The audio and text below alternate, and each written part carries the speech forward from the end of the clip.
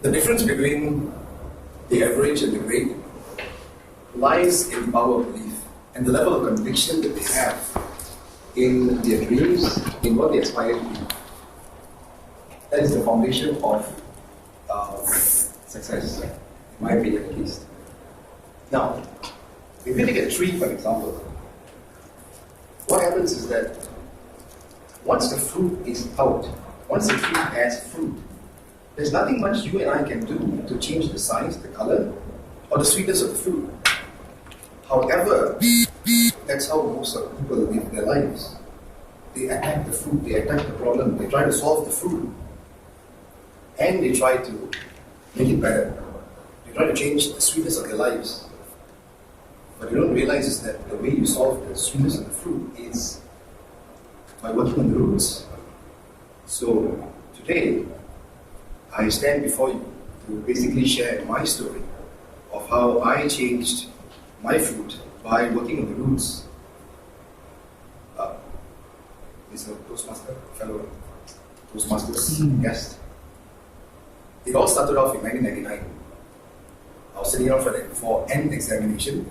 It was called System Analysis at the time. What happened is that after I worked really, really hard for that examination, but getting an A wasn't enough. I wanted to be the best. I really wanted to be the best. So, but the thing is that the results are not out. I don't know, right? So what happened is that after completing the examination, I came out.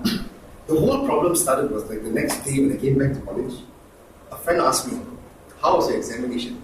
Without thinking, I just said, I got 98%.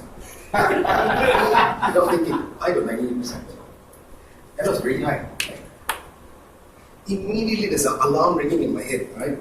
You're a liar, you're lying, why are you lying? You're a fraud, right? And I was like taken aback for a while. At the same time, I looked at my friend's face. He was in awe. He was like, a bit shocked. Like how convinced I was, how confident I was, like how I did the exam. So there I was. I was like, you know what? So the next person came again. How's the exam? 98 bucks. Exam, 98 bucks. I was lying. I admit it, I was lying. And I knew it, my mind knew it, of course. My mind was shouting, right? And he kept on saying, you're a liar, you're a liar. Like, you know, when the results comes out, you're going to know it, you're going to get humiliated. But I was stupid enough to just continue lying. Because it felt good. Right? It felt good. I think everyone, like, you know what? I'm the best and I'm it. So what happened was that it went on for about 2 weeks. I kept on telling people 98 marks. I kept on telling myself 98 marks, 98 marks.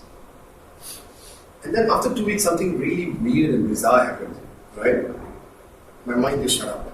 It just got fed up, I think. And somehow I started believing in the lie that I actually created. I honestly started believing it. So the next time when someone asked me, what did you get? I said with conviction, 98 marks. With conviction, with confidence, sheer confidence. I don't know where I found it, but it was there. Then, again and again, right? This happened again and again. But what happened is that as the time went on, every time I said I had 98 marks, the idea became more concrete. The idea became more solid in my mind. What's the outcome of all this? I don't know. What's the examination results going to come up? I don't know. My mind just decided to shut up. So finally, after 3 months, the results came out.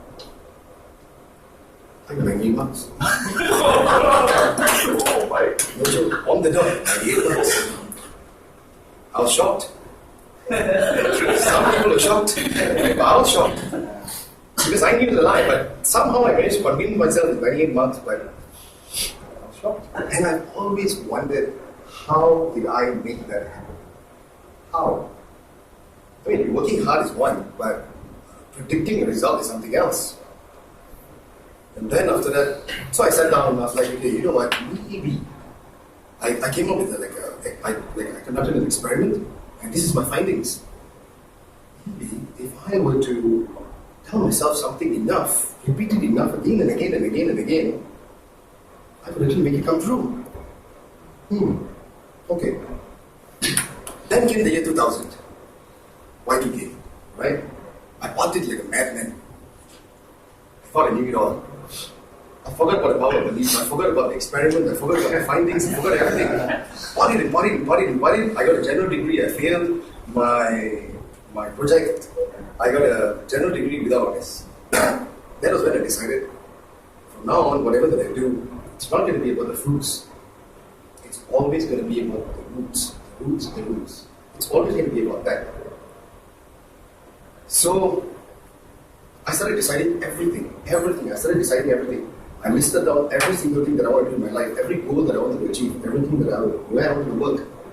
Listed everything down. I even had a description of the woman that I wanted to marry. I wrote it down in the year 2001. Met a girl in 2003, married her 8 years later, and then I showed her the description. She was shocked. Right? Then what happened was, see, I started my career as a call center agent back in the year 2005.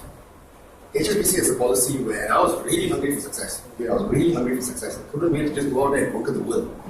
But what happened is that HSBC has a policy where you cannot do anything until you're there for at least 18 months. Within 20 months, I became an assistant manager. Then I was a manager with ACS Xerox. I went on and then I became a regional manager with Job Street, managing the whole of Asia. And that was when I decided to let go of the corporate world and basically start up my own business. So to end this whole thing, what I'd like to share with you is this. Whatever that you want, work hard towards it, of course. But working hard doesn't guarantee anything. Write it down, constantly write it down, repeat it again and again and again. Sooner or later, your mind will actually just get fed up and just accept it as you could. It will attack you in the beginning, but don't get disheartened. Just believe in yourself, believe in the process, and things will actually fall in place. I believe in you, I believe in your dreams, I believe it's worthwhile.